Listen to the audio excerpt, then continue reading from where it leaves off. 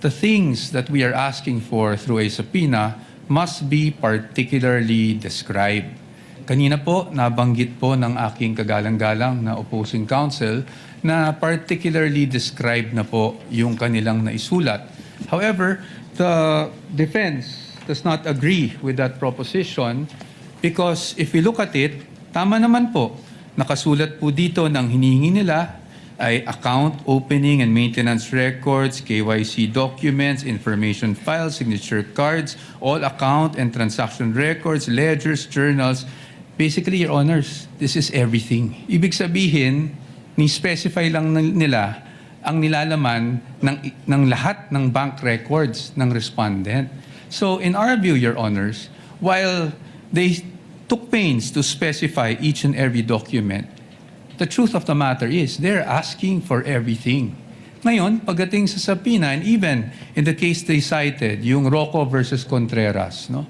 Nakasulat po doon that for a subpoena to be validly issued, when we talk about particularly describing yung kung ano yung hinihingi, it has to be evidence that is both relevant and material.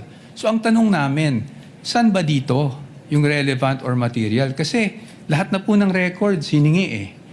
So, and this bolsters our theory, of course with all due respect to the opposing side, na kaya namin tinatawag o kaya namin natawag na fishing expedition ito.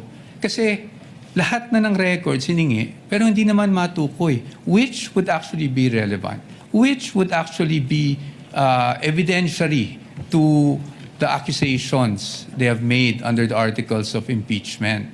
So, pero dito, hinihingi natin 20 years worth of records. And then, paano po yun? Hihimayin natin, maghahanap tayo ngayon kung may relevant o wala. Which brings me back to yung BIR records. Nakaseal po yung box. So I would say, both parties, hindi natin alam kung anong nasa loob nun.